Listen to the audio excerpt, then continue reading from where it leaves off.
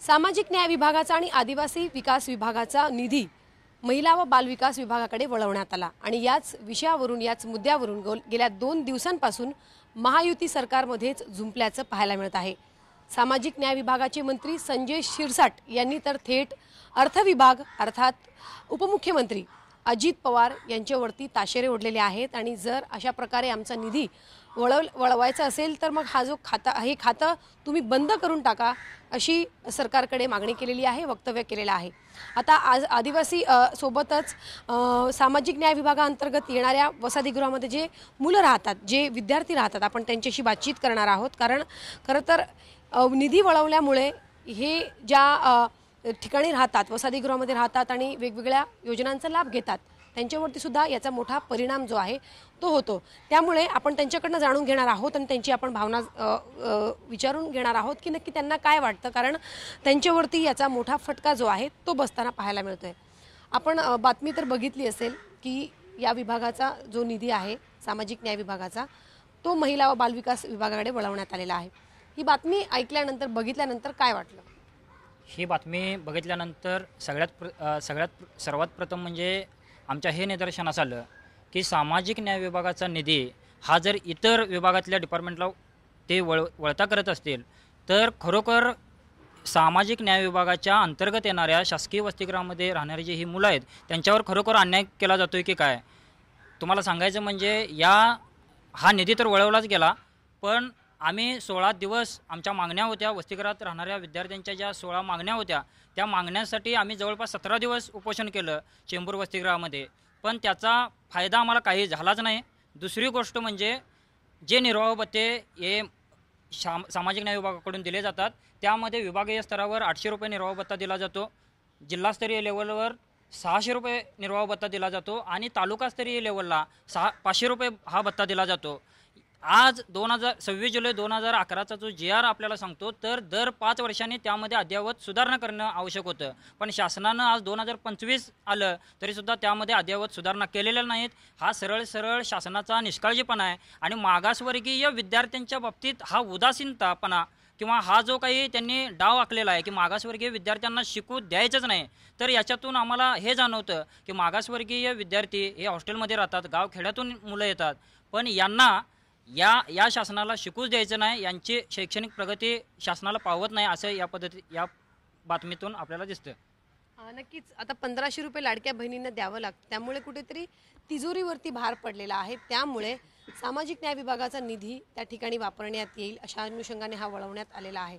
तर अर्थात तुम्ही ज्या योजनांचा लाभ घेतात सध्या वसतिगृहामध्ये तुम्हाला ज्या सोयी सुविधा पुरवल्या जातात त्याच्यामध्ये तुम्हाला वाटत नाही की अजून त्याच्यामध्ये फटका बसेल तुम्हाला? यामध्ये सर्वात प्रथम आणखी एक मला ॲड करावं लागेल की 410 कोटी हा सामाजिक न्याय विभागाचा निधी इतर डिपार्टमेंटला वळवला गेलेला आहे।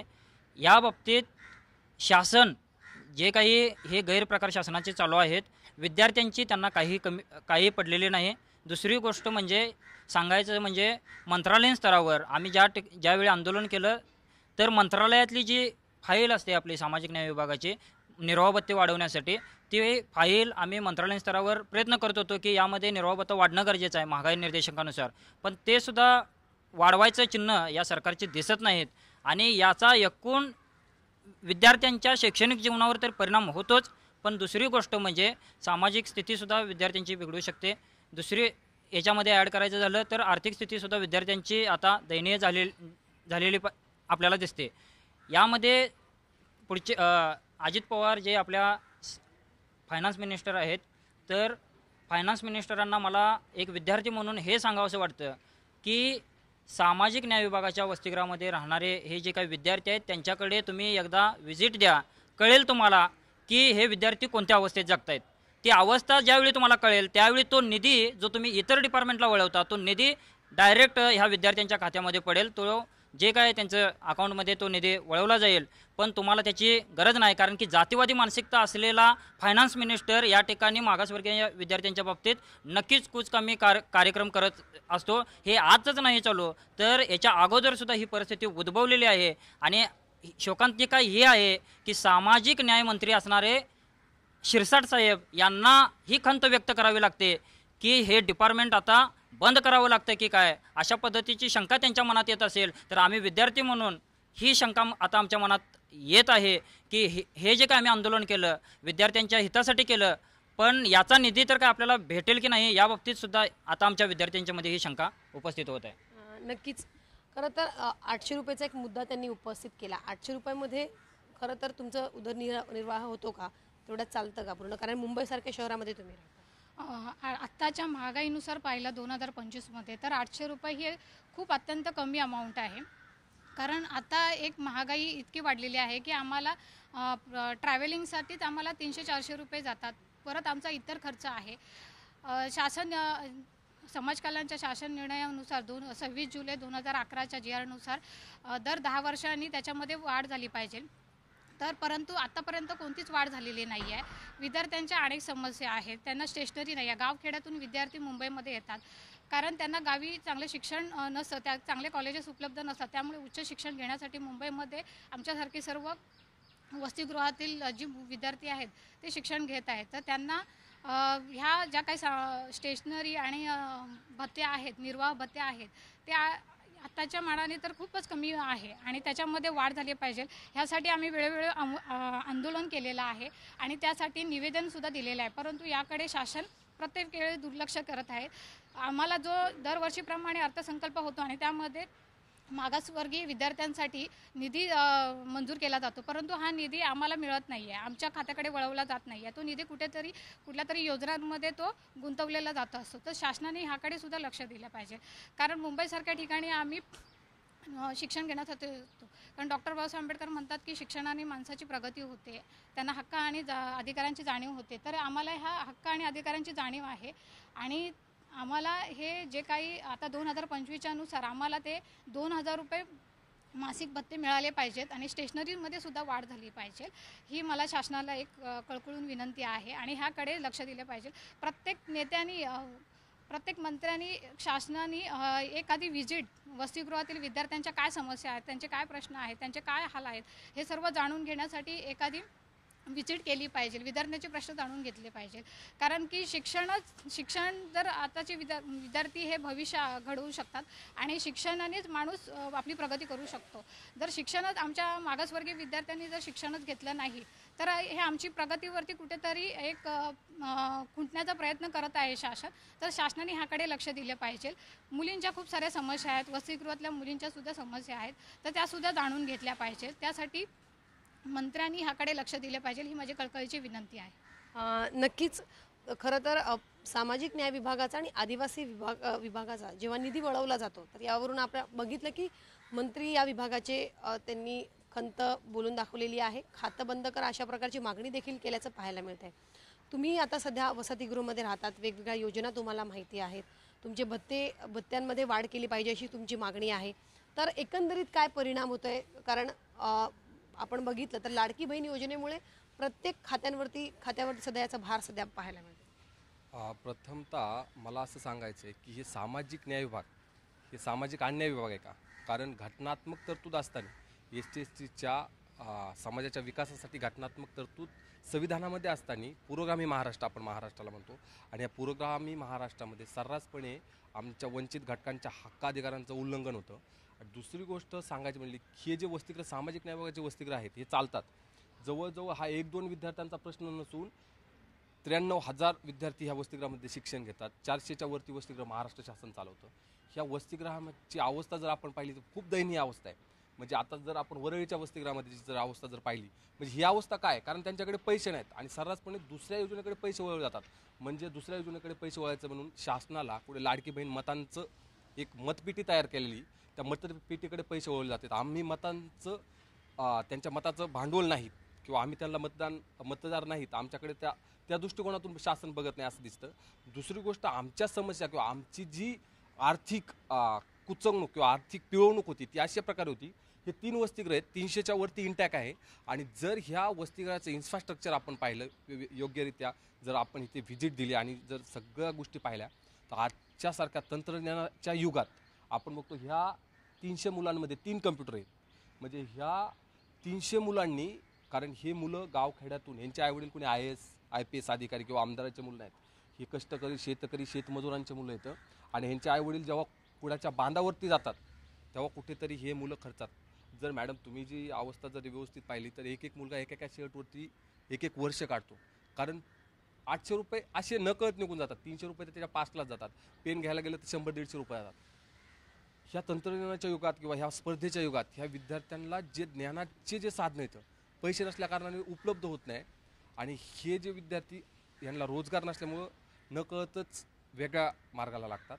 शासनाला सांगू इच्छितो आम्ही की बाबा ह्यांच्या ज्या समस्या आहेत, जर 300 मुलांमध्ये 3-4 कम्प्युटर असेल आणि हे विद्यार्थी सगळे प्रोफेशनल दर्जा कॉलेजमध्ये शिकणारे विद्यार्थी आहेत, अत्यंत हुशार, म्हणजे जे महाराष्ट्रामध्ये खूप प्रसिद्ध कॉलेजेस आहेत. आता माझ्यासारखा विद्यार्थी गावखेड्यातून निर्मल निकेतनसारख्या कॉलेजमध्ये शिकतो. अनेक विद्यार्थी आमच्या JLCला आहे, कोणी जमलाल बजाजला आहे. असे म्हणजे महाराष्ट्रातले चांगल्या कॉलेजमध्ये शिकणारे विद्यार्थी जर ह्यांना त्या इन्स्टिट्यूटमध्ये गेल्याच्यानंतर अपमानास्पद वागणूक भेटत असेल, कारण की बाबा तुझी स्कॉलरशिप आलेली नाही, तुझ्याकडे चांगले कपडे नाहीत, मग शासनाला आमच्या विकासासाठी आमचा हक्काचा निधी, घटनात्मक तरतूद असणारा निधी जर आमच्या विकासासाठी खर्च नाही करायचा तर ह्या पुरोगामी महाराष्ट्रामध्ये शाहू फुले आंबेडकरांचा वारसा आपण ह्या महाराष्ट्राला म्हणतो. मग शासन ह्या गोष्टीकडे सर्रासपणे दुर्लक्ष जर राजकीय हेतुपोटी करत असेल तर कुठेतरी शासनाने ह्याच्याकडे लक्ष दिलं पाहिजे. आणि ही घटनात्मक तरतूद आहे. पूर्ण आंबेडकरी समाजाला, मागासवर्गीय समाजाला, ST-SC बहुजन समाजाला मी आव्हान करतोय की ह्याच्याकडे लक्ष द्या. नाहीतर येणाऱ्या काळात तुमच्याकडे कुठली ॲसेट नाही, जर तुमचे शिक्षणाचे साधनं बंद होऊन गेले तर तुम्ही परत गुलामीका तुमचा मार्ग जोडला जातोय. हे असे संकेत महाराष्ट्रामध्ये दिसतात. मी पूर्ण असं आव्हान करतो की ह्याकडले आम्ही विद्यार्थी संघटनामधून आव्हान करतो की येत्या काळात शासनाला ह्याचा परिणाम मतदानाच्या पेटीतून नक्कीच दिसेल. जय भीम. थांबतो. खरं तर शेवटचा प्रश्न काय सांगाल, कारण की आता वेगवेगळी प्रतिक्रिया आपण ऐकलेलीच आहे. सरकारमधून मंत्र्यांची, नेत्यांची आपण प्रतिक्रिया ऐकलेली आहे. याचा थेट परिणाम तुम्हाला होतोय, तर त्यामुळे काय नक्की तुम्हाला यापुढे ज्या प्रकारे निधी वळवला जातो त्यानंतर काय नक्की बदल जाणवतील, आणि एवढा पैसा असून सुद्धा भरमसाठ पैसा जो आहे तो इतर विभागाकडे वळवण्यात येतोय, तर त्यामुळे असं वाटते की असा एक प्रश्न निर्माण होतोय की या विभागामध्ये मग काय सगळी कामं होत आहेत का, की जेणेकरून वाचलेला पैसा हा इतर ठिकाणी वळवला जातोय? प्रथमतः मॅम, जो सामाजिक न्यायाचा पैसा आहे, आपण एका वर्षाचा अर्थसंकल्प करतो, तर अर्थसंकल्प करताना एक सामाजिक न्यायाचा जो पैसा आहे तो एका वर्षासाठी वापरलाच गेला पाहिजे. विद्यार्थी हितासाठी आहे, सामाजिक योजनांसाठी आहे. आणि जो मागासलेला घटक आहे, जो वंचित बहुजन घटक आहे, त्याला सामाजिक न्यायाच्या मुख्य प्रवाहात आणण्यासाठी शासनाने वेळोवेळी एक चांगल्या उपाययोजना करायला पाहिजे. ते अपेक्षित असताना मायबाप शासनाने जर आमचा पैसा दुसरीकडे वळवण्यात आला, 410 कोटी ही छोटी अमाऊंट नसून शिक्षणाच्या व्यतिरिक्त ज्या तुम्ही इलेक्शनला प्रॉमिस केलेल्या आहेत की लाडक्या बहिणींना तुम्ही प्रॉमिस केलं आहे की आम्ही सरकारमध्ये आल्यावर तुम्हाला 1500 रुपये देऊ, तर 2011च्या GR नुसार आजपर्यंत विभागीय स्तरावर 800 रुपये भत्ता आहे, जिल्हा स्तरावर 600 रुपये आहे आणि तालुका स्तरावर 500 रुपये आहे. 10 ते 12 वर्ष होऊन सुद्धा त्याच्यामध्ये थोडासाही बदल झालेला नाही. म्हणजे तुम्ही त्या लाडक्या बहिणींना आपण 1500 रुपये देतो आहे, तर आपल्या मागासवर्गीय विद्यार्थी जिथे राहतो आहे त्याला तुम्ही योग्य जेवण देत नाही आहे, योग्य नाश्ता देत नाही आहे, त्याच्या आरोग्याच्या समस्या आहे, त्याच्या शिक्षणाच्या समस्या आहे.